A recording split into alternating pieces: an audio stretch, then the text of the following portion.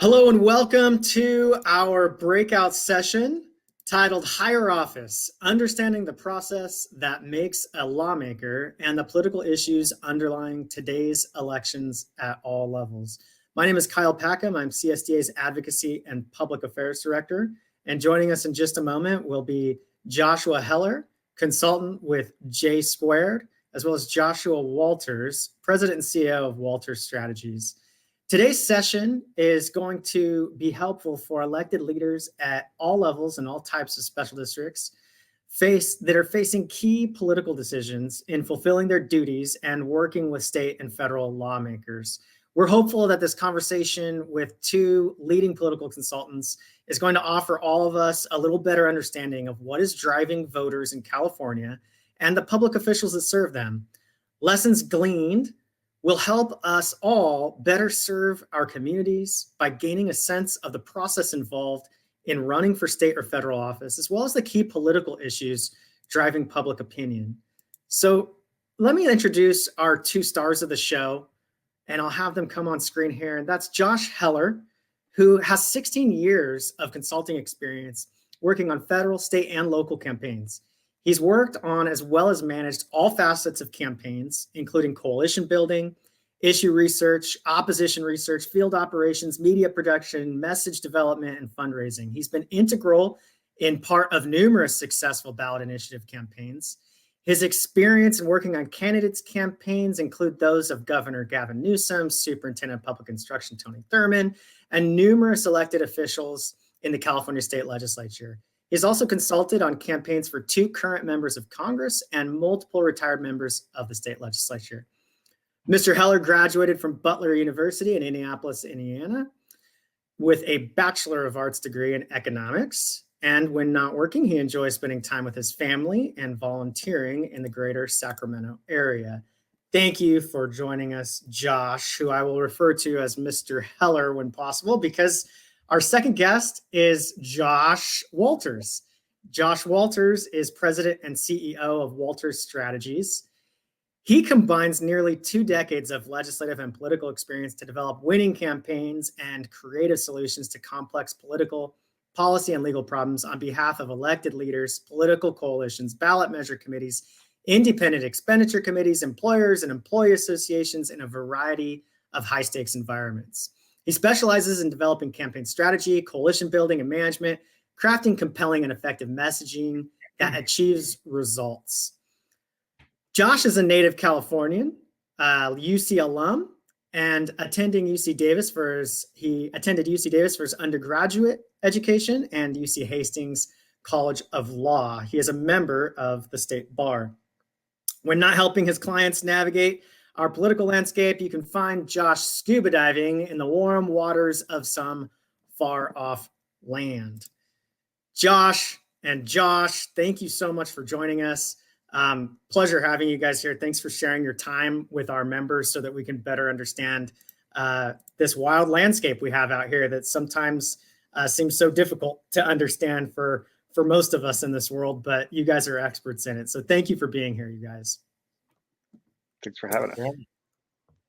Excellent. Before we get started, I gave kind of a description, but this is a new type of breakout session for us. We haven't had anything along these lines before, so I think our members are going to be really excited. They're going to get a lot of new things out of this. I'm hopeful for. But I've broken it into 3 parts, and this is going to be just a facilitated conversation between the 3 of us. The first part's going to be understanding the job of the politician. Part 2 is critical political issues of the day. Part 3, the pathway to public service at the state level. And so each of these parts will kind of be relatively equal in time, and we'll see how much of it we can get through. So we'll start off with part 1, understanding the job of the politician.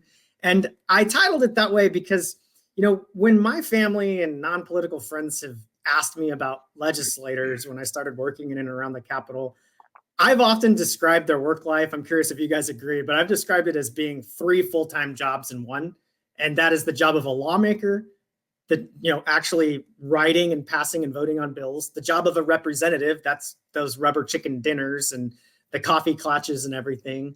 And the job of a politician, And that's obviously running for and getting elected to office and raising funds and everything. It's not easy pulling 3 full-time jobs at once, and that's what staff and consultants and folks like you are for. And the public perception of those jobs is not always the most accurate, and I think particularly when it comes to the politicians. So today, I'm hoping we can give our membership an accurate understanding of that politician job, that all legislators must do well to get elected and remain in office. Why should our local government officials take time to understand this? Because to be successful in serving our communities, we must find a way to work constructively with the state. And so doing that means building relationships with those state leaders. And to build that relationship, it really helps, I've found, to take an interest in who they are, what they do, and what motivates them to do it. And so with that, my first question for you under this part 1, understanding the job of the politician, is for those who may view that word politician as a dirty word, what would you say to them?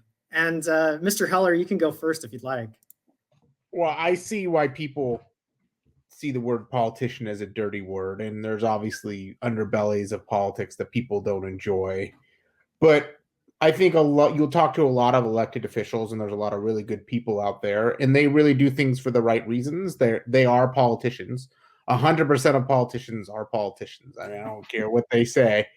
But, I think if you're doing things for the right reasons, I think being a politician is a noble cause. It's a noble profession. Mr. Walters. Yeah, I mean, backing up on that, I mean, I think some folks refer to a politician as dirty, and that, they think that, somebody's putting their own interests, ahead of maybe the people or their constituents. I mean, I think that's kind of the ultimate case of, I think in that instance, you could view somebody as, crossing a line or maybe doing something wrong. But for the most part, I mean, Mr. Heller's absolutely right. I mean, folks, you put your name out there and you put yourself forward to the people, and that's not easy. I mean, that's a really hard thing for somebody to do. And, and I think as consultants, we appreciate that. I mean, we're behind the scenes, right? We can say, hey, we think you should say this or you should say that, or we'll help you make this commercial or do that. But it's, it's not our face on the commercial. It's not our voice, on the radio ad. And it's not a picture, frankly, of our family, on the mail piece that goes out. And so, I think on some level, it's important to respect the people that do put themselves forward and in the public eye to do this important role that, frankly, if they didn't do it, we'd have a different structure of government, right? So it's really important. So I always have respect for people that do that. And, sometimes people do a great job and we appreciate that. And when folks don't do a great job, then people like Mr. Heller and I will let people know. And sometimes we'll get new people in there. So, yeah. I mean, that's the beautiful part too, is, I think as a consultant, we always just say, let's trust the voters. And, the voters typically get it right. I mean, sometimes we don't always like what they do, but they usually get it right. And so that's the good part is, those two, the yin and yang of all that. So. Well, usually half of us like what they do and half of us don't, right? About that, yeah. Pretty close. That said, Mr. Walters, it's a great segue actually into what do you think is the difference between a good politician and a bad politician? I mean, you hear that, oh, they're a good politician, they're a bad politician.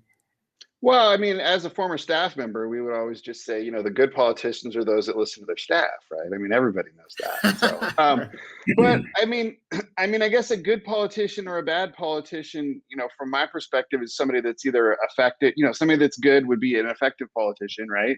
And somebody that's not necessarily good would be ineffective, right? But then that also raises the question of, effective in what sense and for whom, right? So, you have constituents in the district that you represent, and obviously they would like you to do things that, are in their interest. But at the same time, it's important that elected leaders, care about the broader public good as well, right? So, I mean, maybe not everybody in a certain district thinks that, certain statewide policies and pushing these are important, such as clean energy goals or things like that. But I mean, at some point, that's important too, right?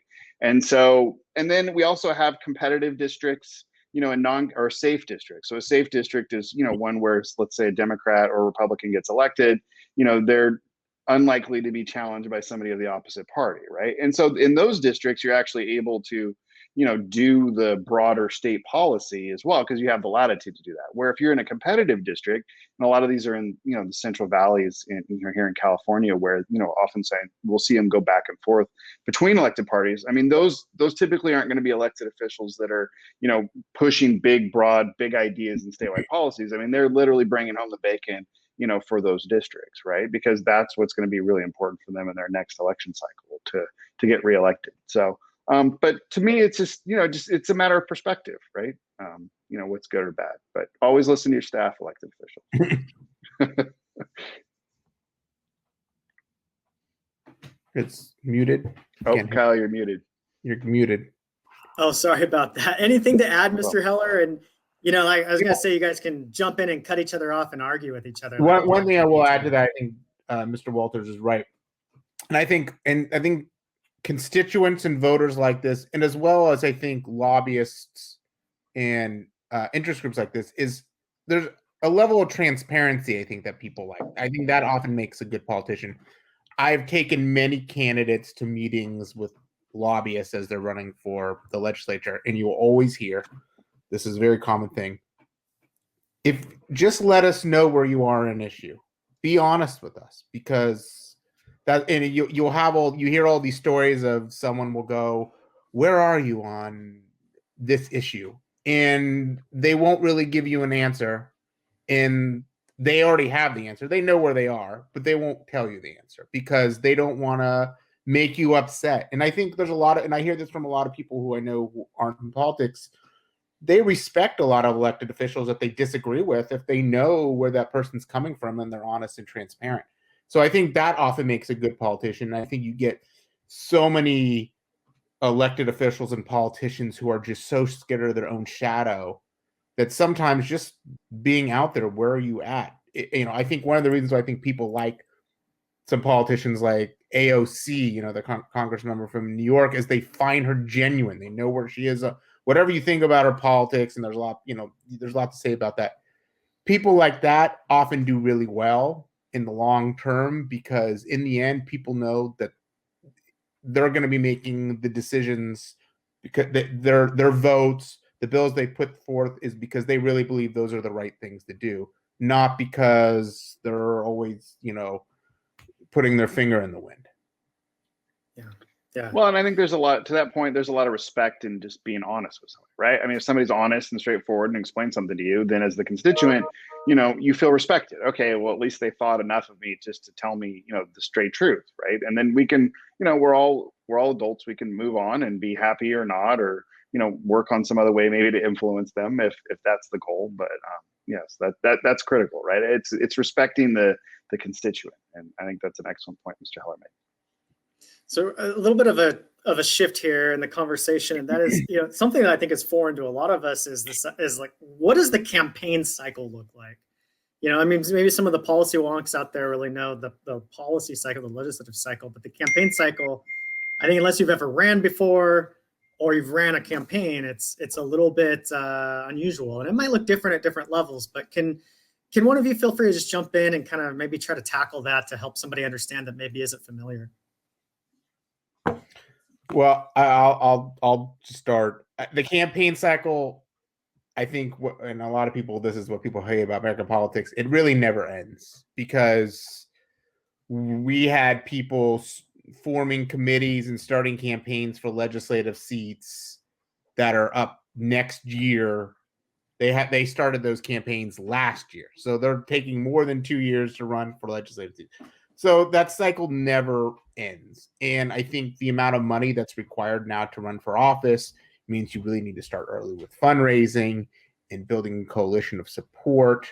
So that cycle never ends, but really it starts in a normal cycle with raising money and getting endorsements and building a base of support. And as you get closer to the election day, then you really have to start talking to voters and in all the multitude of ways to talk to voters. And then election day comes, and then next day, start afresh and new, cycle begins again. No, it's crazy how early the election cycle is starting. I mean, to Mr. Heller's point, I mean, we have people that are already started running. But the other point is we don't even know what the lines are going to look like in 2022 because redistricting is going to happen, right? So you have all these people announcing for all these seats and blazing forward and doing all this stuff, and then but again, like the districts could look totally different, and we're not going to know until the end of this year, 2021, or potentially as early as January of 2022. But the election cycle really, in a fundamental way, is separated into two parts, right? And the first part, like Mr. Heller said, it's essentially, it's almost like training, right? Just think of it as like a sports thing where, the election itself, or the several months right before, where you're talking to voters, that's the game that you're going to go out and play against the opponent. And then everything else before that is getting ready. So it's, fundraising and getting endorsements and all that stuff, all the stuff that the voters could care less about, right? They're not engaged. They don't know what's happening. Only people like us know that that's happening, right? And they don't want to hear about it, right? And so they really, the voters really only engage, right before the election. And our vote by mail ballots come out 29 days, before election day. And so, really our election period of when we're voting now with, is a full month, and then maybe you back it out another month from that. So it's really a 2-month sprint at the end where you're really talking to voters, and the rest of it's just, juggling for endorsements and other things that help you become viable, right? For the typical legislative race that you guys might be hired as a consultant for, at what point do you typically come in? For, let's say, a brand new candidate has never ran for state legislature before. If they're starting 2 years in advance, at what point do you typically get hired on? Really just depends on the race, I would say. The problem, frankly, is, your job is to raise a bunch of money and show that you're viable. And so, some people make the mistake of going out and hiring this big team, right? So I have this big team and start spending all this money. But again, like we said, the game's, the 2 months before election day, right? And really having the firepower and the resources to talk to the voters, where all the stuff before, it may make you feel good to have an entourage of folks that show up and you're doing all this stuff on social media. But again, the voters don't care. Like, the voters get up, they want to go to work, they want to take their kids to sports and do all the things that we are living life. Politics is not that interesting, right? So typically, but I mean, depending on the race, it could be a year out. Sometimes it's much shorter. I mean, sometimes you get engaged, in 3 months out, right? Just kind of depending on how things go. So it definitely varies. But I mean, again, you have to be careful that, that folks don't spend too much money too early on other things, right? So that's one of the things that we caution against is, you don't need us, just go raise money, go get endorsements. Like, we'll do weekly phone calls with you, but, you need to focus on that. And, our role really ramps up as we get closer and closer to election day. Yeah. With candidates. 100% agree with everything Josh said. I mean, you'll see, obviously seen candidates said, "What do I need to hire this and this?" I'm like, no. Just raise money. It's okay to, you don't ever I mean, it's nice to have a consultant who can kind of show you the direction where you need to go, at least in terms of endorsements and stuff, but you don't need to spend that much time with your consultant yet. You just need to figure out your portion of raising money and talking to influential people in the district to get their support. That's what you should focus on. Maybe an unpaid mentor or a good friend would be helpful at the beginning. That too, but you want to make sure that they're, it's a complicated thing. I mean, right? I mean, you also need to make sure you're getting the right political advice too, because it's very easy to make the wrong decision and you say the wrong thing. So it's kind of a double-edged sword, but I mean, you don't need to have 500 people on payroll. You don't need, I mean, you can get away with a fundraiser and a consultant and you will be fine. Well, I think you can trust, campaign staff when they say you don't always need to hire campaign staff that early, right? It's in your sort of interest, right? That they eventually do, at least, I suppose. Mm-hmm. Let me, so that's, the candidate, especially the one that's never been elected to the legislature. But one of the things I really want to get out of this part is for those who are in office that we're working with right now, right? That our members are working with right now. A lot of people I don't think really understand. I talked about the 3 full-time jobs in one. Like in terms of that politician job, the candidate job, because they're candidates for the next election right now. What does their daily or weekly life, whichever way you think is better to explain, kind of look like? At least in the role in that part of their job, right? You talked about raising money, making calls, going to fundraisers, that kind of. Can you give people some insight into what that part of their life looks like? Well, I And mean, let's I start with think Mr. Walters. Yeah, go ahead. sure. I mean, in that instance, I mean, once you're elected to office, you've built a team, right? You've gone through an election, you've been successful. And so, usually they take a month or two off to relax. And then, but yeah, you're right. Like once the election, or excuse me, the legislative cycle starts again, the election cycle starts again, and just because, you've been elected, if you're in a competitive district, you may have pressures to, raise money because you're going to have a tough race in 2 years. And that, the other side's not happy you won. And at the same time, if you're in a safe district, you know, you're going to have pressures to help raise money and share it with your caucus to help the folks that are in the competitive district, right?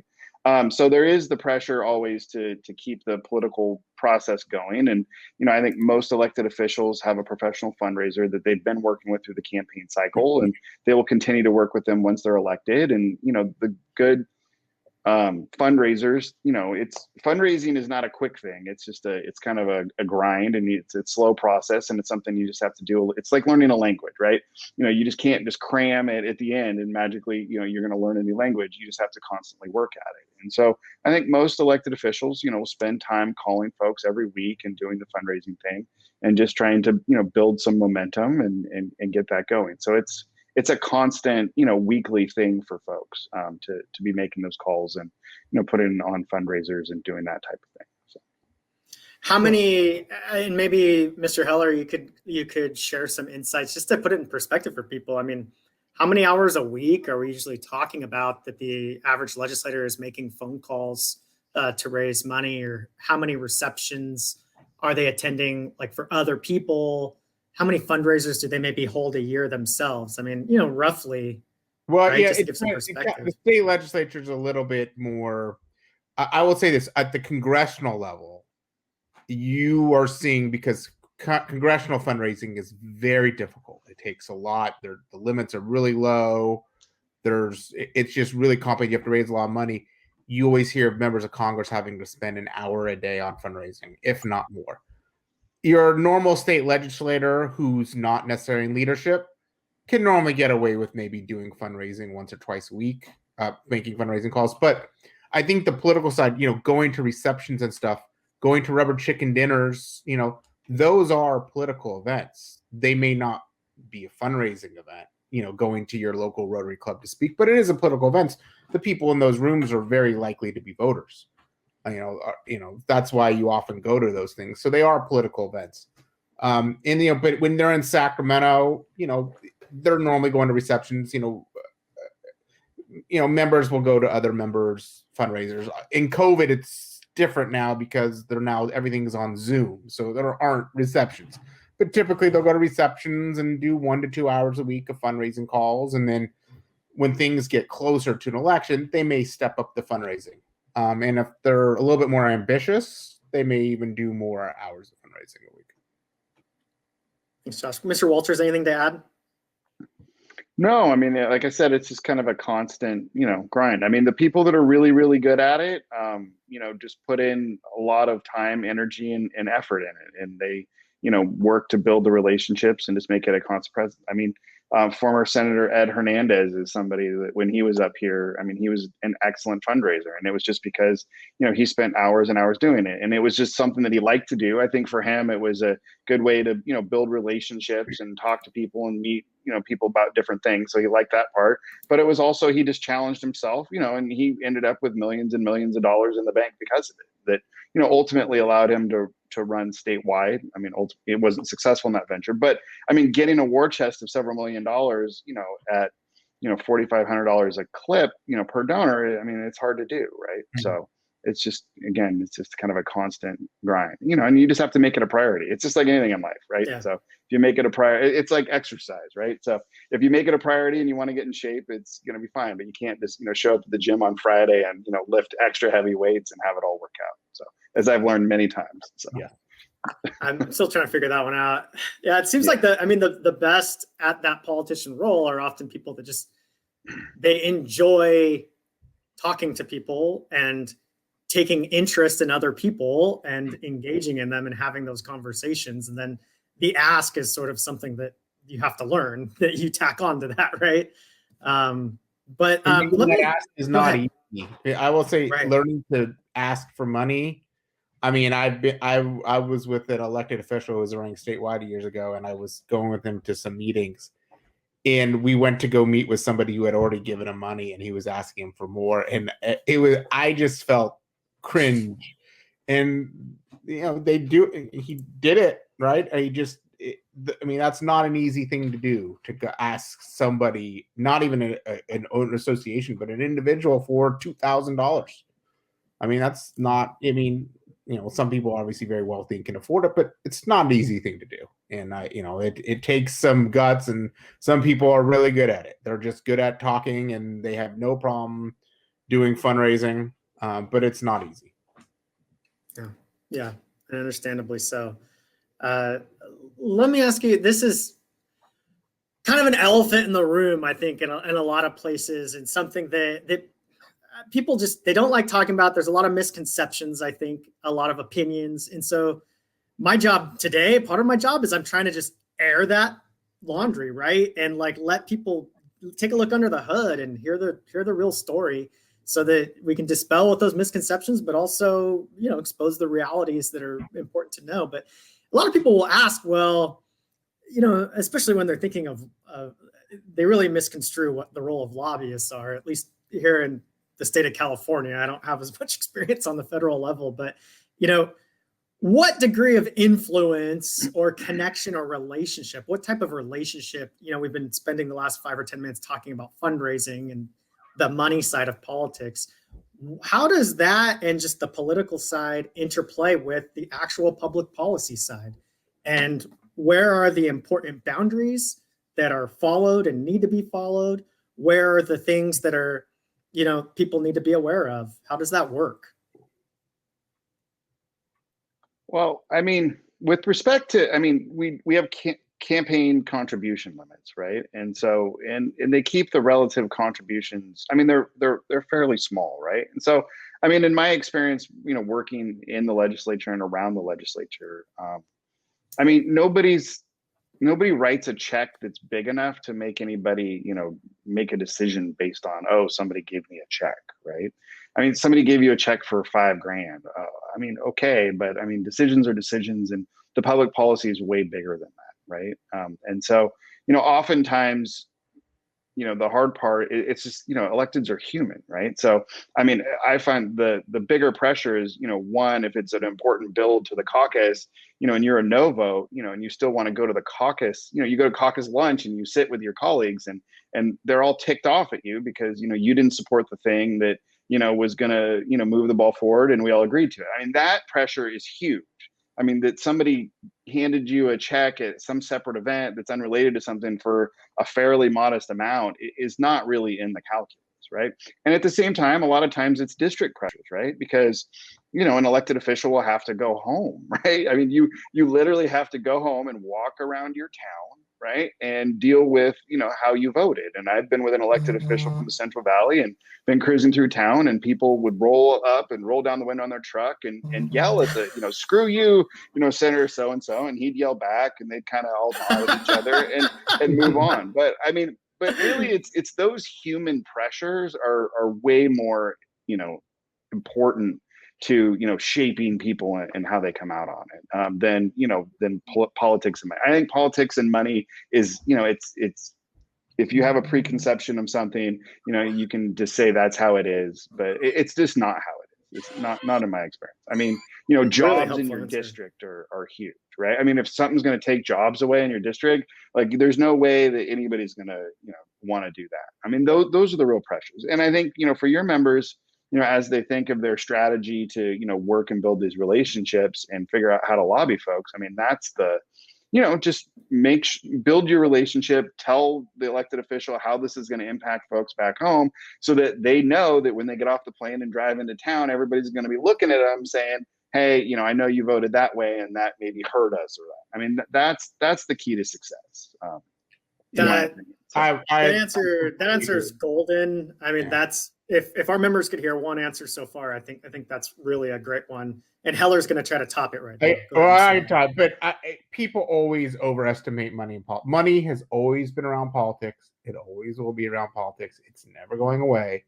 And you'll see it some vote on some bill, and some people get upset, and they'll point, they only voted for this because they got this much money from this group. And it happens all the time. It happened on a bill that failed a couple days ago. But they never ever point that the 8 times that interest group lost votes from this person. So did the money not matter then? I mean, people always will win and lose. Every interest group, every corporation, every people that lobby the legislature, they're going to have wins. They're going to have losses. And the money is no elected official, and if they do, they normally end up going to prison, make a decision because someone gave them a campaign contribution. It doesn't. They external political pressures are normally the reason why, and money can sometimes have a role in that, but it is never the reason. So that being said, and this will be kind of our final question, final Jeopardy for this section, would be, that being said, right? So, and I think Mr. Walters sort of started touching on this. Outside of the money, right? I mean, just as a special district manager, maybe, or elected official, a special district board member, or other staff member, maybe just a supporter of a particular special district. What are the things that they could do in your mind to best build that relationship with a particular legislator? And, ultimately be able to have some level of influence, have a voice, have a stronger voice. Let's start with Mr. Walters. Yeah, go ahead, sir. Yeah, well, I mean, I think one thing is, being engaged and involved, right? I mean, no, I don't want to slight our lobbyist friends and our advocate friends, but I mean, but we're there every day, right? And the lobbyists are used to the lobbyists. I mean, the elected officials are used to the lobbyists and advocates, coming and talking to them. And today, like, this is the most important issue, blah blah blah, and then they're going to be back there in 3 more days. No, like, now we're talking about this, and this is way more important, right? But if you are a constituent and somebody from their district, and you bother to call and engage on an issue, it's like, oh, okay, well, wait a minute, this is this isn't a person that's paid to be here, right? This isn't part of their day-to-day job, and they care enough to call, right, and to engage on this issue and to say how important this is, and again, to tie it back to how this will impact the constituents in their district. And then to that end, I mean, to be able to make that phone call though, and to have it taken, you're going to have a relationship. And the key part of doing that is, I think, to build a relationship when things aren't a mess, or when, there isn't a super critical issue on the table, right? So just take the time to, say, hey, this is who I am, and this is what I'm about, and I want to learn about you and what you're about, and like to have an open dialogue. And then, if they have a meeting and you don't ask them for anything, they're going to be super excited, right? And they'll walk away and feel good about that. And then, and then just stay in touch, right? It's just like, reach out to them at certain holidays. If they do something that you think's good, shoot them an email, right? Because they get plenty of emails of people that are really upset when things didn't go, or just call and to say, hey, this is so-and-so, really appreciate, assembly members vote on this. Can you please let them know, right? Because the staff's gonna be like, yes, because we got this list of all these angry people. So happy to do that. So, it's just build a relationship, right? And then, that'll pay off. It'll pay dividends. So, and it's just like any other facet of life. So. Excellent. Mr. Heller? Yeah, I would agree. It's building that relationship. It's also coming to that relationship with a real expertise on what you're talking about and knowledge base of the issues you're talking about. I mean, you're a special district member, and you can explain to a legislator why what you know about this issue will affect the district, could affect the legislator politically, that's always important. And part of that relationship is also providing respect, and it's a two-way street. I mean, you may not like the elected official because of something, but always you show someone respect, you build that relationship, and when you call them about an issue that really affects what you're doing, they should listen. I mean, there's no reason why a legislator should be willing to take phone calls and the participation from other local elected officials of the district. If they don't, then they're not doing a very good job. Thank you. With that, let's go ahead and transition to part 2, critical issues of the day. And so I want to talk about these critical political issues today that are moving voters at the polls and therefore ultimately driving the conversations in the Capitol. Because, there's thousands of bills, but there's a few issues that are talked about more than anything, right? They're the things that come up at those caucus lunches most, the things that are in the newspapers, et cetera. So we'll talk about the campaign promises that legislators made in 2020 and the priorities that we think will focus on over the next couple of years, that legislators are going to focus on over the next couple of years heading into the 2022 election cycle. And the big one of the big ones is obviously going to be redistricting, right? Which we have a whole nother breakout session on, so we don't need to go into it too much detail. But so of these sort of key driving political issues, why are they relevant? Why is that relevant to be aware of them, even where they might not be super directly involving a special district? Why do we need to know about what these political issues are that are really driving a majority, of the conversation during a campaign, and conversely, a majority of the conversation in the Capitol? Clearly, they take up so much of that oxygen under the dome in the Capitol building, and it seems to get sucked up, that oxygen burning on those issues. And it seems to me like if you're really out of step or tone deaf to them, you're not likely to succeed even on your little issue that might not seem related, right? So what I want to talk about is how we can find a way to complement rather than contradict those issues, to increase the likelihood of success as we're working with others. And in other words, that means, like, if you're caught up in a rip current, I've been told you don't swim directly against it. You try to kind of swim at a slight angle to get to the shore, right? So that's the setup for this critical political issues of the day. If there's one word, Mr. Heller, that people have used to describe 2020, it's probably unprecedented. I hear that used all the time. However, 2021 is doing its best to compete, right? So let's start with the obvious. What is the thing in your mind that everyone needs to make sure they know about politics in California today? And if not, beware. Like, what's the landmine issue? Well, California, we are our own country in many ways. But I really think the issue, and I think this is COVID aside, assuming COVID goes away and we kind of go back to normal, I think the issue in the next cycle is going to be our cost of living, our economics, and our housing. I think it's an issue but I think it's really going to start to come to a play. Economists are already talking about potential inflation pressures in the economy. I think that's really going to take heart because California is a very expensive state to live in. And I think that's really going to come to play in the next year. It's hard to predict because, 2 years ago, there's no way you would have predicted what 2020 was going to look like. So I can't really predict what 2022 is going to look like, but I can make a guess of what we're seeing right now in kind of the undercurrent of what's going on. You're seeing businesses that are closing, and it's not for the reasons why people thought. If people thought one of the reasons why they were closing is because they couldn't gain any income. Some of you're hearing business closes because they can't afford employees, because it's too hard to find employees. So then it becomes it's too expensive to hire employees. So you're hearing of businesses closing for that reason. So I think these issues of cost of living, our economics, housing obviously is related to it. That is the real underlying issue I think we're going to see in California more than I think any other issue out there. That's my prediction, at least. Thank you. Thank you. How about you, Mr. Walters? The big political issue of the day, the landmine that we really need to be aware of as we're engaging. No, I think Mr. Heller is exactly right. I mean, this is all about the economy as we're going forward, and certainly this, cost of living and housing, and that ties into homelessness.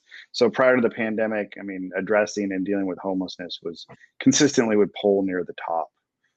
But I think, one of the things that's also a landmine that folks are not really sure often how to even deal with is, obviously the criminal justice reform movement that we're seeing here in California. And so, there's folks that are intimately aware of it and in part of it and navigating it and leading on it. And then there's a lot of folks that are on the sideline and that see it, but just really don't understand how to engage or where to engage or what it means for them. But certainly, you could end up on the wrong side of that very quickly, and it could have very negative impacts on you, I would think. So I think that's something that folks should be aware of and educate themselves on, and keep in mind as they, work to navigate the political world and the Capitol. So. Really helpful, really helpful. And so, we talked about the thing that's on the surface, and Mr. Walters talked a little bit on something that we might not be seeing on the surface, may or may not be seeing if we're not intimately involved. But what are some of the other sort of underlying currents that most of us are not seeing on the surface, but you think are significantly affecting the state of play right now in Sacramento? Anybody care to, Mr. Heller, you care to jump in on that? This is not necessarily an issue per se, but it's kind of where our political world is going, I think, nationwide, is that primary challenges from people in your own party, that is becoming much more common, for good or bad. Some people like it, some people don't, but it's definitely affecting things at the national level and at the state level. I think there's a lot of legislators who are always looking behind their back and seeing if someone's going to run against them, and not necessarily it's someone from the opposite party, but it's someone from their own party, either from the right or the left. And I've seen it. There were this past election, there were two somewhat high profile elections, candidate elections, where that was and I think a lot of legislators are starting to think more about that than they probably ever did. And with redistricting, I know that is now, if any legislator isn't thinking about that right now, they're not really thinking smart, because anybody could be. I mean, there's obviously some people who would always be untouchable, but not necessarily. I mean, there's people who've been primary challenged, and you go like, really? I never thought that would happen. And I mean, no one thought, there's so many instances where nobody thought that person would ever get challenged. They got challenged and then they lost. So I think that's an undercurrent, something that I think the average voter, probably some local elected officials, don't really think about, but it's real. I'm curious, do you feel like, I think you said both sides, but do you feel like that tends to happen maybe, or is tending to happen more, you're getting outflanked on like the more, if you're a Republican, the more conservative side, or a Democrat, the more liberal side, or you feel like it's more on the moderate side that you're getting outflanked, kind of more down the road in the central? I think it's more high profile on the extreme side, but right. Just a specific example, Assemblymember Reggie Jones Sawyer, he had a primary challenger, and that person was to his right. I mean, not like he wasn't like running as a conservative, but like he was definitely running a more moderate issue, especially as Mr. Walters brought up the criminal justice issue. That is an issue that not everybody knows the right way to approach that. So I think the more high profile is when someone runs to someone's left, or on the Republican runs to someone right, but it's not necessarily all that cut and dry. No, and that's a good point Mr. Heller makes, and we're already seeing it. I mean, we have one client that we work with who's a progressive, Latina that lives in Los Angeles, and she's already got a primary challenger from somebody who thinks she's not progressive enough, right? And so it's already starting, and progressive groups are getting together and saying, putting pressure on that, which, I remember when we did her first campaign, 4 years ago, that she was the most progressive person we'd ever worked with, right? And now, she's not good enough for this constituency, so they're mounting a challenge to her. So it's It's very real. So interesting. Let's kick to special districts specifically. What do you see as some of the most significant issues that our members should be mindful of? I mean, as local government agencies that provide these essential services to communities that are, specialized services, not general purpose governments, not cities and counties, whether that's in the areas of governance, revenue and taxation, public works, HR and personnel, et cetera, these issues that impact local governments. And as a local government also that maybe not everybody fully understands because they don't, write their special district name on their address when they send it in, like they do with their city, right? Or, they're not, there's a number of them that maybe they have a harder time keeping track of. So in terms of special districts specifically, what do you see as some of the most significant issues that our members should be aware of in their work that they do and in how they relate to the Capitol? Let's start with Mr. Walters. Yeah, I apologize. I mean, honestly, as I sit here today, I can't think of anything kind of beyond what we talked about. And Kyle, you may get mad at me about this, but I mean, I think the point that we made is, you never really know what's going on at the Capitol from looking at it at the outside. And so, I think using the resources of folks at your association, like Kyle and his team, to check in and say, hey, this is the issue that we're having. This is our plan. This is what we're going to engage on, just checking in, right? And he can say, oh my goodness, don't do it this week because, this is happening and that's, nobody's going to want to hear that message. Or, if, it's a public safety related, special district in a community service type district, check in and find out, what are the current sensitivities on criminal justice reform and how do we make sure that our message is one that's going to resonate and all that. And so I think that's probably the important part is, just knowing what you don't know and trying to just kind of check in and find out and make sure that you're not going to inadvertently, step in it because you're not doing anything wrong. You just aren't aware necessarily of what's happening at the given time. And it's just situational awareness, right? So it's just kind of work to get situational awareness to make sure that, your message is going to be the right one for this time and place, right? And tweak it, or translate it or modify it as appropriate. Well, let me throw in a little bit of color here, kind of a little bit of a follow-up, and it'll give Josh to kind of think on it a little bit more. And maybe after I go to him, Mr. Walters, you might have some more to say. But, one issue that I know you guys are intimately familiar with, I know you guys oftentimes will work with a lot of labor organizations, organized labor on different campaigns and things like that that are participating in the election world. And so you guys know a lot of the perspective coming from that direction. And, when we're working with organized labor in the Capitol, sometimes, it's in partnership, right? Particularly if it's like looking out for these services and this infrastructure and what that means for these communities where there's kind of a shared mission going on there, right? And then sometimes there can be differences of opinion, right? Where it's certain measures, certain ideas that would drive up costs in a way that, management or boards might be nervous about, right? But that from a labor perspective, you might be excited about. What are do you have any advice there in sort of that relationship and that process, both on the kind of like when you get down to the advocacy end of it, like working together, but I think it really goes back to like just the types of relationships that are forming in the office, right? At the workplace and at the negotiating table and what that translates into in the big picture, seeing that big picture where it's, thinking long-term and not just short-sighted with how those relationships work perhaps. So maybe you might have something to think about there in terms of those issues, Mr. Walters, but I'll turn to Mr. Heller. Don't feel like you need to answer that question specifically, but you can answer the broad question in terms of for special districts, what do you think are the issues that they need to be paying attention to or thinking of? Well, I think we kind of touched a little on it because I know I'm sure a lot of special districts are funded by property tax, I believe, correct? And yes. I think the housing issue and those type of issues are, I mean, as they build more housing, that obviously will target reassessments and then there'll be fights sometimes over them. I mean, those issues are going to percolate again, I think, especially with the housing issue. And then, I mean, you're right, labor issues are, those aren't going away anytime soon. Probably never. And I don't know specifically what will percolate this year, but I mean, I think,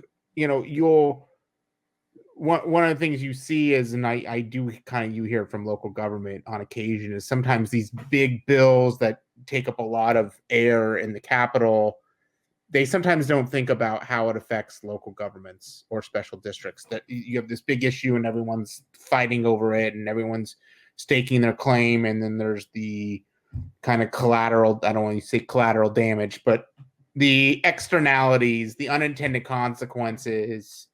Those are the bills I think, you guys, I mean, I can't predict what those bills are going to be. But those are the ones, I mean, I think, your members obviously always need to be paying attention of. And that's, it's hard to predict where they're going to come, but they do come. Thanks. Mr. Walters, anything else to add on? No, I mean, looping back to your labor question, I think I'll just say this. I mean, some of my very good friends are lobbyists that represent labor, in and around the Capitol, and they're very good at what they do. And, they're just going to go to the mat for the worker every time. That's just what they do. They wake up, they put on their suit, and they go, right? And they have no idea what's going on at the special district or how this impacts them, right? So I think, to your point, is to the extent that you can build a relationship with your local labor representatives, right? And this, they can call, they're in a position, if there's a level of trust, they can kind of check in and say, hey, just want to give you this perspective, what they're saying is real, right? I mean, oftentimes it's, just let them know that this is real. This probably, you may want to think about negotiating. I mean, that's what they can do, because, again, the labor lobbyist is like a lawyer. They're going to go to the mat for their client every time. But, if a faction of their client calls and says, hey, just be aware, this is a legitimate issue, to the extent that we can address this unintended consequence, probably would help us out. I think that's a great point, right? Because again, the Sacramento labor lobbyist does not have the time, or bandwidth to really understand how this impacts. They're on to the next thing or the next thing. So, this just came up on the docket and it's going to be in committee to hear today. And so, we're going to go push our position, right? So I think that's an excellent point. Great advice. Well taken, both of you. Thank you both. My last question here, you guys kind of got into it a little bit, but one of my favorite quotes comes from Winston Churchill. I really, really enjoyed this quote as we went into this pandemic time. And he said, quote, "A politician needs the ability to foretell what is going to happen tomorrow, next week, next month, and next year, and to have the ability afterwards to explain why it didn't happen." So I'm gonna hold you guys all to that. We'll circle back in a year on this. But my question for you is, and I think Mr. Heller already got into it a little bit. You can further elaborate or add on or change if you want to. But I'll start with you, Mr. Walters. What predictions do you have for 2022? What is going to drive that election cycle specifically? And what might it mean for federal, state, and local elections as well? I predict chaos. So no more chaos. Come on. No. I mean, I think 2022 here in California is actually going to be really driven by the national perspective, right? I think what's going on. I mean, the Biden administration is really pushing forward on a lot of ideas and and their agenda. And the question is, are the voters nationally going to create divided government and slow that down a little bit, right? And then at the same time, California, and that's not to say that, to the extent that it becomes a Republican year in other areas, that California will become a Republican year, because, to Mr. Heller's point, I mean, we are somewhat insulated here, right? So,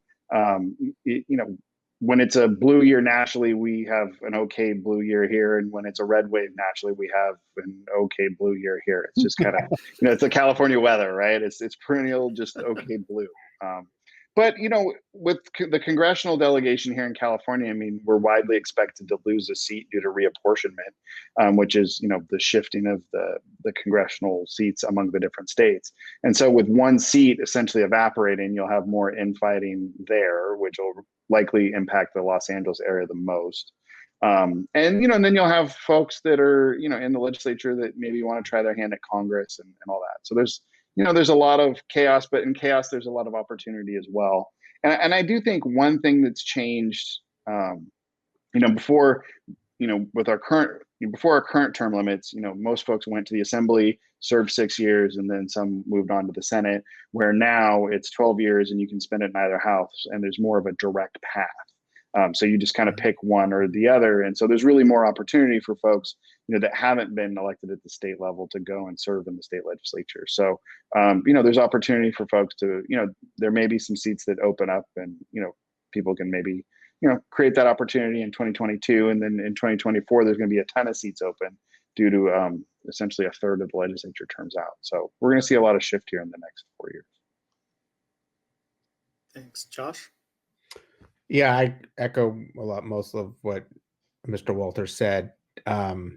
Redistricting, I think, is going to have a huge change in us losing a congressional seat and all those musical chairs. And I think the national level, could we see, we kind of saw here at least in 2020 where I want to say this state, at the statewide level on ballot initiatives, the state actually went a little bit more conservative than I think people thought. Does that portend to what the future is going to look like here in 2022? That's going to be something I'm kind of interested in seeing. I don't want to predict anything, but we'll with, I think, at the federal level, the Biden administration is definitely going very progressive. And how does that trickle down to us? And with the recall election, it'll be interesting to see how those dynamics affect the next year. I don't want to make any predictions on that, but I think that's going to be something to watch. And if you want to learn more about redistricting, this is a great teaser for our other breakout session. If you want to really take a deep dive, we've got a killer presentation from Paul Mitchell in one of our other 2 breakout sessions. So I'd encourage everybody to go check it out. And Josh, if you guys want to watch it too, we might be able to figure out a way to give you guys access to that one. Because I know you guys know, and I'm sure respect Paul and his work. We do. Redistricting is fun.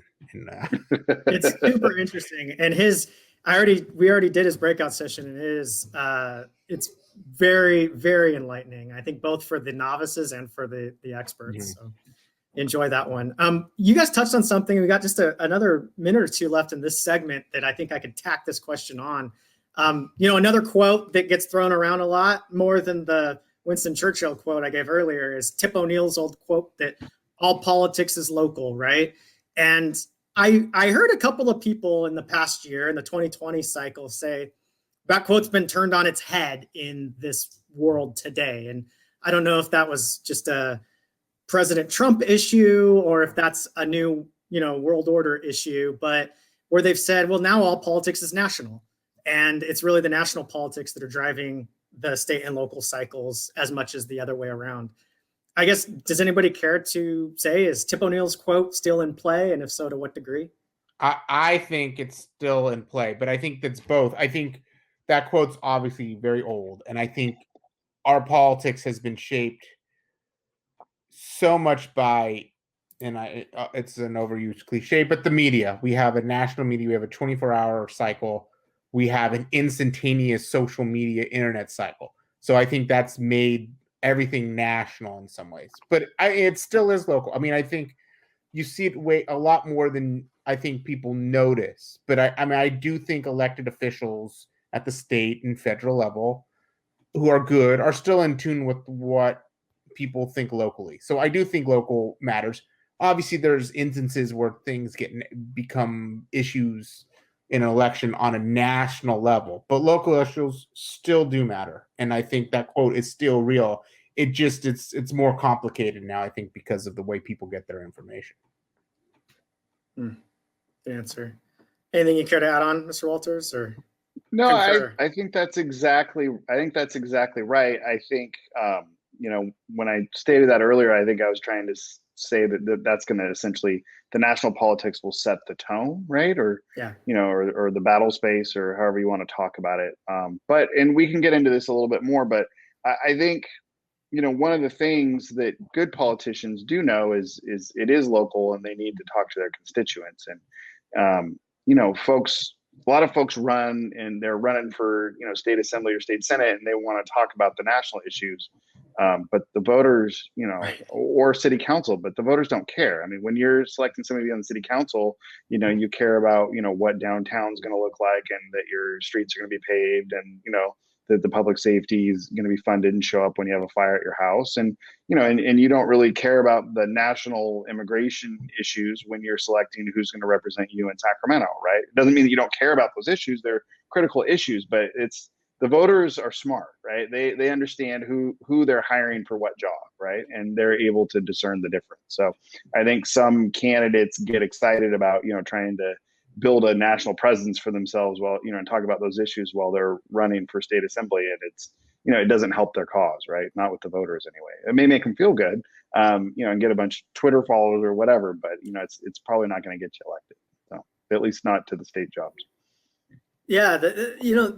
You mentioned social media a couple of times. I think you did, and so did Mr. Heller. And it's one more bonus question real quick. It's just this is a huge question, so I'm going to throw it out there, and I'm not looking for the comprehensive answer, but if you care to have a comment on sort of, and I know it's evolving still, it's rapidly evolving, but the role of social media and sort of if you had advice for our members, whether it's just in their lives as a local special district official, or if they are thinking one day, and this will be a good transition into the next segment, but if they are thinking about one day, hey, maybe I might one day serve, or when I am going to serve, like the role of social media for them, both now and in the future, if they were to one day run for higher office. What my one word on social media? Sure. Yeah. I can stick more one word, but my belief in it is it's very overrated, and I think we get really hung up on it, and it's not representative of anything, in my opinion. It's representative of people who are on that list. I was on a ballot initiative this last cycle, and we had an amazing social media presence. We were at one point trending nationally. Nationally, we were trending all throughout the state. We got killed. It didn't matter. I mean, our campaign was trending nationally. It made no difference. The social media, it's people whispering into a foghorn, and everyone thinks that everyone's hearing it, in which nobody's hearing anything, because there's a small little group. It's circular, and they all think, oh my God, look what he said, and it makes a huge difference. It doesn't. Everyone says, well, AOC won because of her social media presence. No, that's not why she won. She won because she was able to reach out to all the voters. The social media amplified it, but that's not why. Those people, they don't win because of social media. Donald Trump didn't necessarily win because of social media. It's not as important, I think. And it's at the local level, it's in my opinion, it's practically irrelevant. That doesn't mean you shouldn't engage on it. It's a great way to engage with your constituents. It's a great way to get some messaging out, but don't get too overexcited. I mean, if you write a tweet or a Facebook post and 400 people attack you for it, slow down. That doesn't mean that the world's coming to an end, right? It's not always representative of what reality actually is. I think we need to quote "whispering into a foghorn." That's a good soundbite. Josh, good one there. I'm hoping Walters, this is like a topic we could get some excitement on. Like, do you want to argue with Mr. Heller on this? Come on, give him the counter argument. There is no counter argument. Social media does not win campaigns, but I guarantee you it can lose you a campaign. Because, and it's, I've done it before, right? I mean, there was a candidate that was, telling this certain community that he was in strong support of certain things. And I had a tweet that he put out that clearly stated that he wasn't. And I put it not on social media, but on a piece of mail, and mailed it to everybody. And then they, it had the tweet on it, and, magically all of this person's support in that community eroded overnight. Right. And we called and talked to them, and, oh, did you know that they tweeted this? And, anyway, so in some ways it's, an op researcher's best friend, because I can take what you say on Twitter and, I mean, you can say it and not mean it, or, there's out of context, all kinds of things, right? We've seen the internet is forever. Yeah, it is forever. The internet is forever. So that is one lesson. Be careful what you put on there, because the internet is forever. Thank you. Thanks, gentlemen. Let's move on to part 3, the pathway to public service at the state level. So I want to pull the conversation down to what we all care about most, ourselves. For the special district leader that may one day seek office in the state legislature, they've maybe heard what you've said for the last hour, and instead of thinking that's crazy, they're thinking, oh, maybe I could do that. What does that look like, and what should they have in mind today and in the future? Tip 1, I guess, is don't post anything crazy on social media. This is by no means, I'm not looking for like a training on running for higher office. One, we don't have time to do that in the next 30 minutes, but rather, we have a lot of civic leaders in our audience today who clearly they've been called to serve their communities. I'm sure that they've had or may one day be called to serve their community in other ways. And I'd really just like them to have a little bit of an understanding of what that process looks like, so that, if and when that day comes, they can discern that calling and be successful if they choose to answer it. So with that, when an aspiring candidate for legislative office walks into your office, or I guess right now they'd zoom in, they say that they want to run. I want to run for office, and I think I want you to run my campaign, or I want you to interview for it. What's the first thing that you ask them? Let's start with Mr. Heller.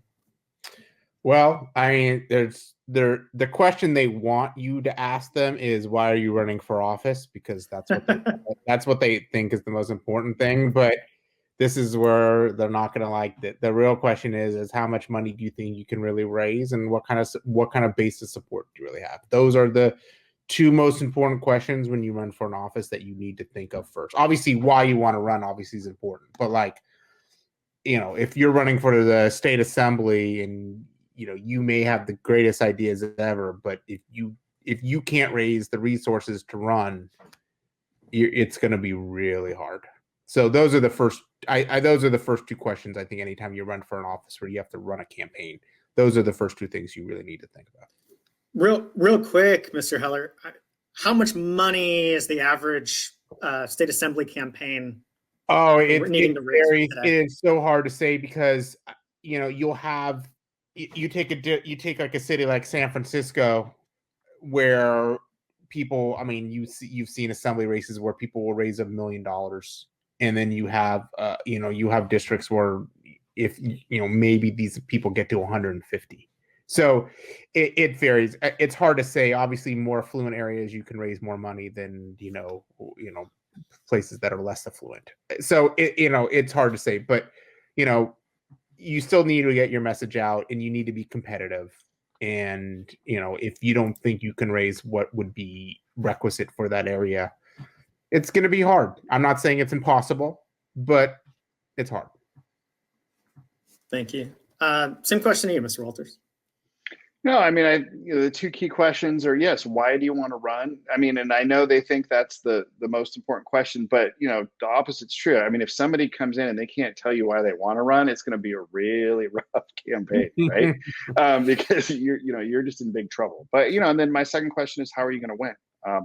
And I think one of the exercises that we have candidates do is they say, go home and get out your spreadsheet or the yellow pad and make a list of everybody that and put a dollar figure next to them, right? And how are you going to raise $100,000, right? $100,000. Like you can, if you can do that, then you're, and I mean, then that doesn't mean labor and big checks coming in, but how are you going to go out and do that, right? And the good news is, if somebody doesn't want to do that exercise, then pretty much right off the bat, that they're not going to be able to make it, right? And and oftentimes when I'm talking to candidates, I say that a campaign is like a startup business. So I mean, it's how do you feel about a startup business entrepreneur? I mean, we're starting with literally nothing, right? And our product is the candidate. Okay, so we need some seed money. So you're going to call the people that know you and love you, and they'll all write you checks, not because you'd be a great elected official, but because they love you, right? And then you get that initial money, and then that's your seed money, and then you're going to go out and and try and get more support and people to buy into your candidacy and build off of that. But it's you're starting with nothing and you build something overnight, and ultimately it's a business. You're deploying capital to do advertising and get out messaging, and then at the end of the day, it just kind of poof disappears at the end. But if you don't kind of have that entrepreneurial spirit and are willing to take nothing and build something, then it's also going to be difficult, right? The folks that just think it's going to magically all happen, oh yeah, it's gonna be fine, and I'm gonna get some huge donor that's gonna give me all the money. That's a big red flag. So yeah, I hear a lot of from my time in and around the Capitol, I've heard a lot of, particularly my political consultant friends, say things. They come across candidates who feel like, oh yeah, all that money's going to come in from Sacramento and statewide interest groups or things like that, right? But it sort of doesn't work that way. It's the other way around. You start with the friends and family plan, and then you build up from there. And those guys are only going to get interested if if they don't need to, really. Right? No, yeah. When my clients in Sacramento are interviewing folks, they ask, well, how much money have you raised so far out of the district, right? That's what they want to know, because if you can't raise a bunch of money out of the district, then it shows me that you don't have a strong base of support. And maybe you're not from an affluent area, but then somebody could come in and say, well, I've raised X amount and I've gotten it in small dollar donate. You can explain to me, okay, I'm from this community, it's not affluent, but I've got 3,000 donors that all gave me $20, right? That we did at this certain breakfast fundraiser, and then that means something. Oh, okay, right? There's some there. So it's not always just about the dollar figure, right? It's just about it's a gauge of support that you have in the community, which is important. Yeah. Great. So we can talk about the money part in this, but I'm really looking at more than just the money stuff and the fundraising. Like, what does it take to run for office well? When I say that, I'm not talking about winning and losing, just run for office well, right? And then where does that overlap with what it takes to put yourself in a place to win?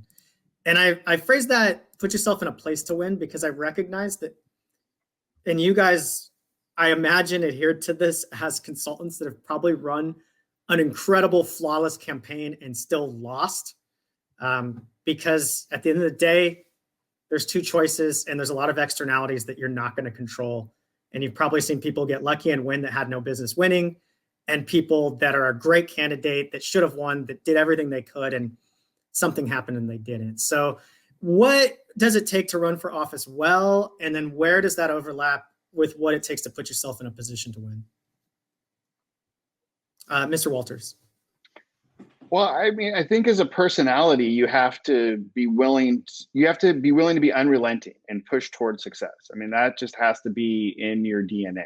If somebody says no, you have to figure out, how to get them to yes. If they can't get to yes, then how to get to something else. The best politicians that I've worked with, both, in the campaign context, and then once they get elected, they just don't take no, right? They're just going and going and going and going until they can't go anymore. And they're like, okay, then we'll just go this way and figure that out. And I think that's the personality trait that you have to be, because it's super hard, right? And nobody, you care about it 100%, but a lot of the other people just don't care about it, right? And they're not interested in it, or it's not exciting to them. So, you have to be completely self-motivated, right?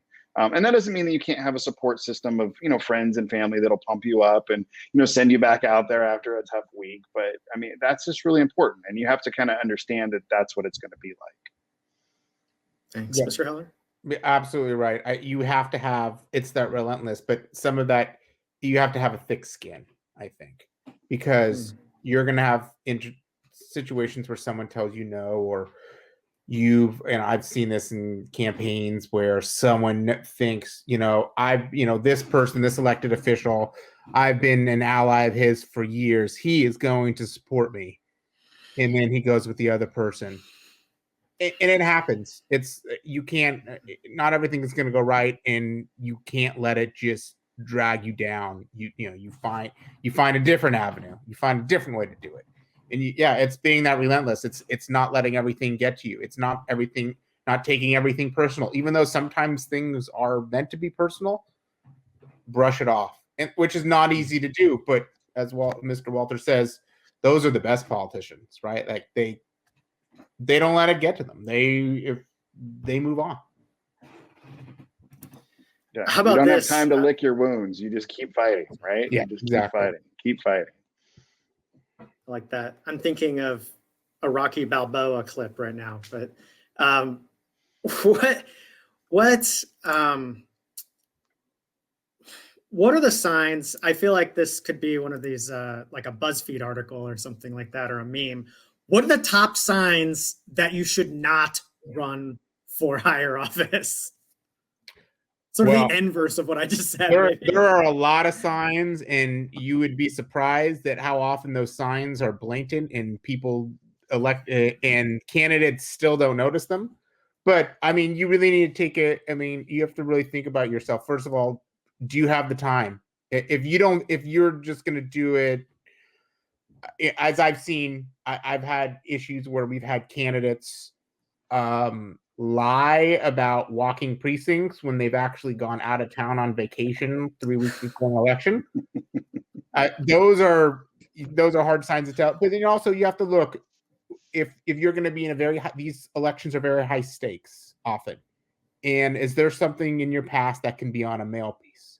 Yeah, sometimes you don't notice it. And I think Mr. Walters and I, a couple years ago, there was a candidate, I think Mr. Walters, and I was looking him up, and he was like, no, this I'm clean everywhere. And I came back and I'm all like, well, this person, he had a couple liens. And I think Mr. Walters showed that. He's like, oh no, but that's not because of that. I'm like, well, it doesn't matter. That's not how it looks. So you really have to look at yourself objectively as well and see what in my past, what I do for a living, is that going to be a negative to voters? Because you may see it, you forgot about that. That there's context to that, but that's not how things always turn out. Yeah, everybody's a hero in their own story, right? Yeah, but when exactly. somebody else is telling the story, it can That's change. Mr. Walters? I would say if you're comfortable with losing, you should not run. Right. So somebody that comes, well, I mean, if I win, cool. If I lose, that's okay. I mean, to me, that's a red flag, right? This is not going to be the unrelenting person that's going to figure out a way to get it done. You can't be comfortable with losing, right? And that goes for the candidate. And frankly, it goes for the work that Mr. Heller and I do, right? I mean, if you're a political consultant that's comfortable with losing, then you're not gonna be right for the job, right? I mean, we do the same thing. Like we suit up and go out and play and work as hard as we possibly can to win because that's our job. So I mean, obviously within appropriate barriers and the rules, but yeah, you have to be competitive. So you cannot be comfortable with losing. That you will not win, right? You will This quit. it's like a Shakespearean tragedy. It's like you shouldn't run unless you're completely uncomfortable with losing, but half of people that run lose. Right. It's rough. Exactly. But they do it anyway. That's why they're probably going to win. I like it. So before pulling the trigger and entering into that political arena, what should they know about that road ahead? What should they be prepared for? Anything that we haven't talked about? Time commitment. Sorry, go ahead.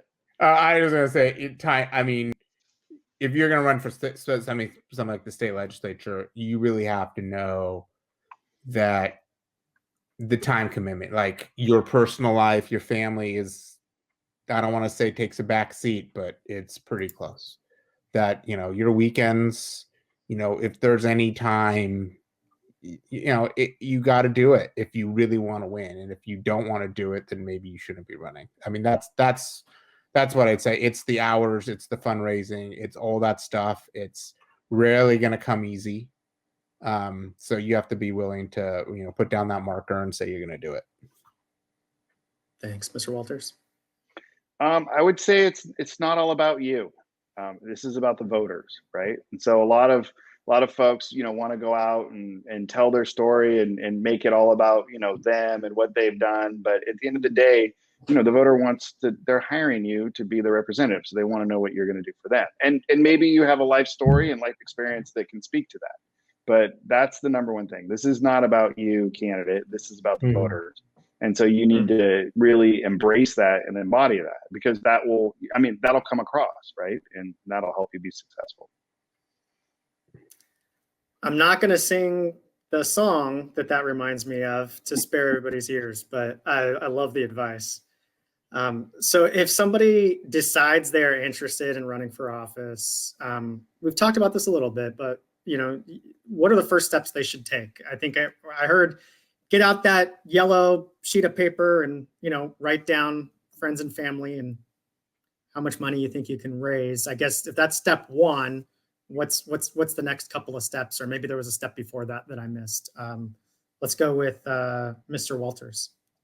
Well, I think you may have to make sure that you have a support system in place. I mean, whether that's, your spouse or, your family or your friends or whatever that is, because I mean, nobody can do this on their own. Like you can't, right? It's just too big. Again, it's not about you. It's about the voters, right? And getting this done is a big job, and it's going to require, a tribe of folks to come together and work on this together. So, but part of that is you need to kind of build in your support system because, as Mr. Heller says, there's going to be bad days and there's going to be, dejection and all of that. So if you don't have that in place, the whole thing's going to crumble at some point. So, and I just think that's true in anything in life, right? I mean, that's why it's so important to have our support systems in place, and that's why we have them, right? And whether it's at work or any other thing. So this is no different. And so, and if you're not on that solid foundation, then you're gonna, run out of runway real quick. So I think that's critical. Yeah, Josh. Yeah, I would agree with that. And then the other thing, I think it kind of goes along with fundraising, but and I don't think endorsements matter as much as they used to, but they still do. And I mean, who's going to support? Who do you think, especially institutionally, is going to support you? Whether it's labor unions too, but just other associations, especially locally. I mean, your local realtors, like, are they going to be in support of you? I mean, who's willing to do use some shoe leather and walk precincts for you? I mean, those are some things to think about as well. Because money isn't everything in a campaign. Obviously, it does matter, but you want those precinct captain types who are going to talk you up to their neighborhood and get you elected. Those are things to think about as well.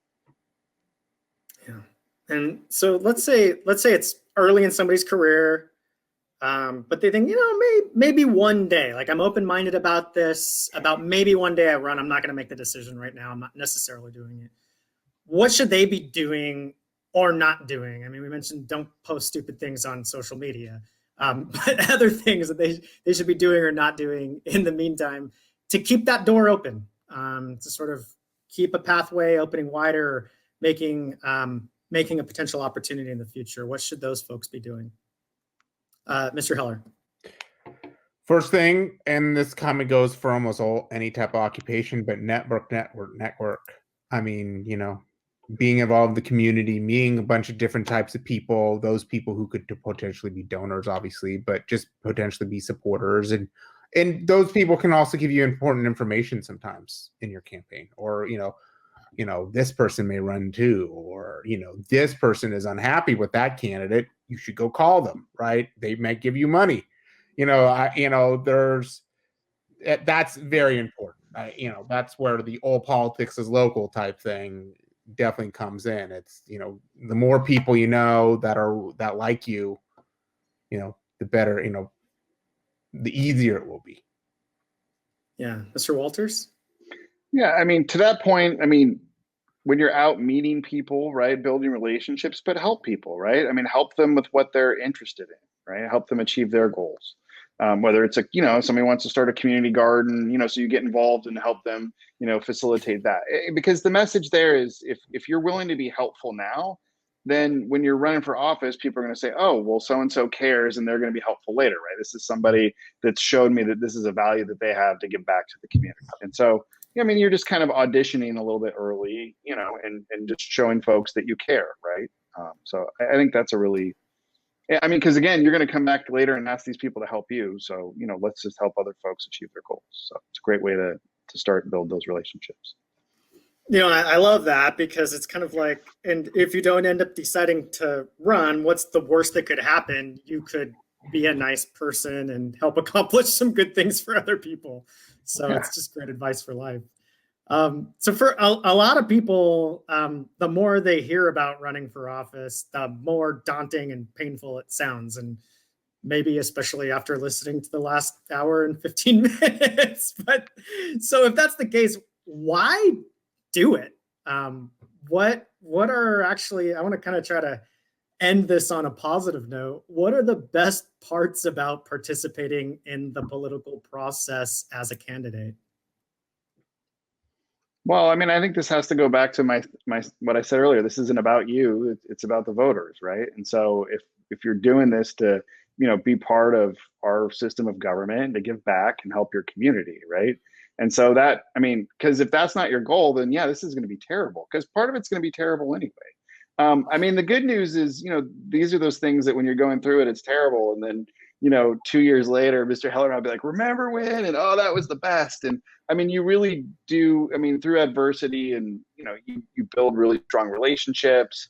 You can build an amazing team. You can make some great relationships in the community, and it really is a net positive. It's just really hard when you're going through it, right? And I've seen that. Obviously, when you win, it's great, but even when you lose, oftentimes if you run a really good campaign, you do a really good job, you leave it all on the field, other opportunities come along. People will come up to you later and say, hey, I know you ran for this and we couldn't be with you, but this other opportunity exists. Or maybe, there's this job opportunity that comes up that we think you'd be great for because we now, see you and understand how great you are in the community. So, that is not infrequent in my experience for people that, run and are very, dynamic, and they're great candidates and they just happen not to win. So something that positive always comes from that. So. Thanks. Yeah, I would agree. The also some of those great experiences of running for office. I mean, you get to meet a lot of people and learn a lot of things and about a lot of issues. So you get to take that as a personal level and know that you're participating in our system of government. I think is always fun. And and as Mr. Walters mentioned, sometimes when you lose, other opportunities come abound. I mean, I wish I could think someone offhand, but there's plenty of cases where someone lost for an office and then another office opened up and they ran for that and they won, and they actually went on to bigger and better things that you wouldn't need even if, I mean, one of our former clients was who's now a member of Congress, Congressman Ted Lieu. He ran for Attorney General in 2010 and lost, and he picked himself back up, and he's now one of the, he's a leading member of Congress, really. I mean, he's a national figure as a member of Congress. So, and, he put it all on the line, and it worked out great for him, I think, in the long run. So I think that's how that comes about. It's a great point. I can think of, just as you were talking, I thought of two folks I've worked with in the administration, one that ran for Congress and one that ran for, I believe it was a statewide office. And they ended up getting hired on in the administration doing really important, neat jobs. And I think they were seen as how dynamic they were and what good ideas they had, and how hardworking they were, right? So that's a great point. I want to end here with some levity, perhaps. You can throw in something significant if you think it's some poignant comment to close with. But if either of you have a funny story or anecdote that you'd like to share that's PG-13 or PG, that doesn't, name a name that would get you in trouble. But if you have a funny story from the campaign trail, I know my campaign friends have all the best stories. So feel free to throw it out there, and or just a closing thought or comment. I mean, you're in front of, I'm guessing, 200 or so, local officials. What would you want to tell them? I mean, if you could tell them anything, what would you say to them, whether it's about our topic today or just you want to say something to them? I'll start with Mr. Walters, and we'll close it out with you, Mr. Heller. Well, I mean, as an attorney, I can't tell any of the stories, so so I will. I didn't use the Esquire part when I introduced you. I will punk out on that. No, I mean, look, I mean, first of all, thank all of you for what you do, right? For serving on the special districts and doing this, right? I mean, without Americans serving and being part of our government doesn't work at all levels. So thank you for that. And we really appreciate it. And I mean that, as political consultants, we really respect that. And, again, I mean, we're not willing to put our names out there. And so we have a lot of respect for people that do, and really enjoy working with you and shepherding you through the process. And, to the extent that you want to move on to higher office and try that, certainly encourage you to do so. I mean, it's a different time, right? I mean, things seem, we hear all the bad stuff about it, but there's really good people that are doing really good work, in the legislature, and you'll make great friends, you'll make great friendships, and you'll have the opportunity to do some really neat things for your community. So absolutely would encourage you to be part of that process. And, the electoral process is way better to participate in than the legal process. So as an attorney, I can tell you that for sure. So with that, I'll hand it over to Mr. Heller. Well, before we do kick it over there, I just want to say thank you, Josh, for everything that you've shared today, again, for your time, and for what you just shared with our membership. I think that it means a lot, and especially your call to them, because, I think you're right. There's another quote that I won't butcher, but about if good people don't stand up, right, then you're only going to have bad people running. Yeah. And so we need those good people, and we're grateful to them. Thank you. Mr. Heller. Thank you.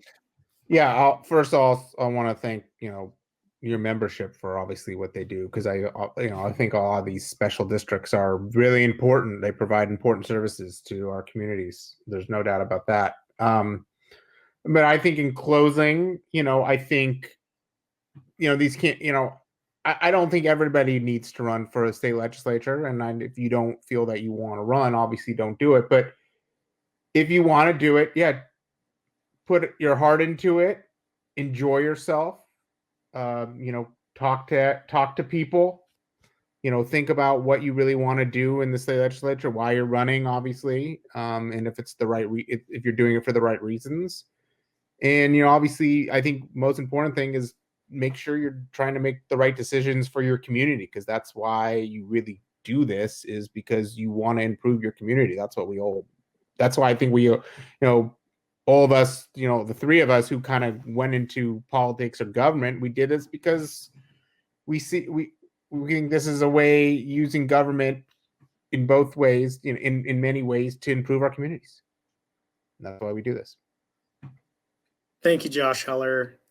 Thank you for, you guys, for you stepping outside of, the day-to-day grind. I know that this has been a crazy season for all of us. And that includes campaign consultants. You guys maybe don't have to have that thick skin and put your name on the ballot, but you guys certainly feel it behind the scenes, and you guys are sleeping on cots, eating pizza, walking those precincts along with the volunteers and everything else. And thank you for what you do to contribute to our democracy, and for helping us to better understand the process. I mean, you don't have to take this time to share these insights with all of us to help contribute to a better democracy, and you did. And we thank you for that. And we thank you for the partnership. And I'm sure we'll find ourselves working with you guys in various capacities in the future, and hopefully hearing from you again one day. So thank you both. I really enjoyed it. I hope that our audience did. I'm sure they did. And I look forward to seeing you all again someday in person, hopefully at the CSDA annual conference. So I'll see you all there. Everybody have a good one. Take care of yourselves and stay safe.